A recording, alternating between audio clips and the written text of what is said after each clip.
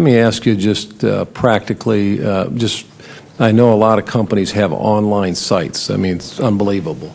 But my experience is that very few are very effective. Now, a lot of them are sometimes just informational, and that's very helpful, helps people make a decision. But how do a lot of these sites get more? And it's really, I'm going to ask you too, how do they get more out of their sites? Because my sense of it is that for every 100 sites, there's maybe 2 or 3, I'm not talking about big corporations, but I'm talking about small business, are really effective in doing business in a significant way online. I mean, I think it's come a long way. You can look at the overall numbers, but there's a lot more sites. But my own experience, if I was to think of 100 sites, there's probably 5, 10 that really have a way of some sense of figuring out where it's really been a great tool, but I think most of them are up there and they don't get the hits and that. But how does a small business really take advantage of it? And I think obviously you've got some great opportunities, and obviously Google does, but I want to have both of you focus a little bit on that today. Sure. I'd be happy to, Mr. Buchanan. And do you agree with my premise that out of 100 sites that are up there for commercial use, small business, that a lot of them are, not nearly as effective as they can be, and I'm sure there's 5 or 10 that really do a good job, but 90% are not doing what they'd like to do with their sites. That's just my experience. I don't have statistics on that, but I think that you're probably in the right ballpark. I think part of it is a legacy of the experience of the mid-'90s. In the mid-'90s, the way to get online was to create your own website and run it yourself. That was the only option. But now there are so many other options. We see people starting to switch over so that a lot of the services that are technically difficult, payment processing, for example, or advertising, or search functionality, or fulfillment, all these things are difficult to manage. But now service providers are stepping in and allowing small businesses, again, to concentrate on what they do most. We have this worldwide fulfillment network.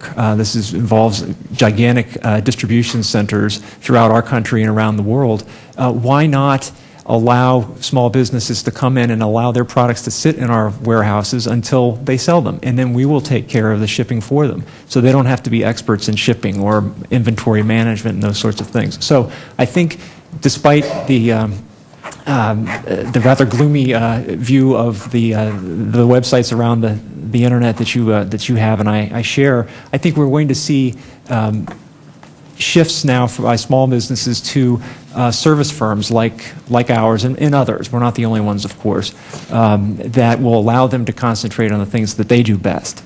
Let me ask you, and I'll ask both of you, one of the things that's a little more controversial, and I'm not for raising sales tax, but how do we deal with this issue of Amazon, or my sons played football, they buy their shoes in Minnesota, they sell into the state. A lot of local merchants, small businesses say that you guys have an advantage over them because when they go buy a book, they've got to pay 6% in Florida or 8% in Texas. What's your position, just out of curiosity, about how we deal with that issue between the state, getting their share and not being unfair to local merchants? What's your thoughts on that? Yeah, there's a real simple way of getting at it. It's called the Streamlined Sales Tax Project. This is where many states have come together to simplify their sales tax codes. The reason why Amazon currently is not required to collect sales tax in many states is because of a Supreme Court decision back in 1992, which said that the sales tax codes in our country are so inordinately complex that it would be an unconstitutional burden on e-commerce or interstate commerce for us to be required to collect. We have taken it upon ourselves to participate with the states to simplify their sales tax codes in an effort to get to the point where it no longer would be that burden. And so my guidance would simply be that if states are interested in this, to join in and participate in the Streamlined Sales Tax Project, which is aimed at getting to the point of simplification where companies like ours can collect. Yeah, we want it to work for everybody, but it's something that I deal with. I was chairman of the Florida Chamber, and it was a big issue on both sides, so people felt about it. Mr. Fisher, just supporting small business, and you guys have done a lot in this area. How does that small company get more focused? I mean, obviously, if you're selling a product across the country, it's one thing, but how does a merchant in Sarasota, Florida, or Tampa, Florida, impact his local market? Maybe they're selling a car or a house. They're not selling, books across the country. How does that work where you can get the local impact, get the biggest bang for the buck working through Google's? Sure.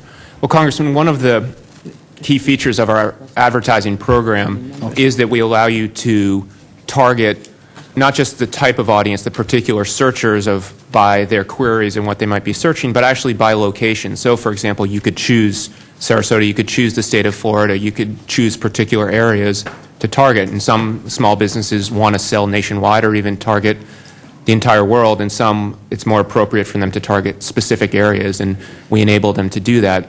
If I might, I would like to just go back to your earlier question about websites and how useful and how well designed they are, if I could. You will have 20 seconds. 20 seconds, sure. The only thing I would say is I agree with your general premise. Some are good, some need work. We provide a series of free tools that actually allow advertisers to websites to actually track the use of their website and to actually provide tools to optimize their website to improve it. Because you're right, you can't just have a website. It needs to be a good website to be effective.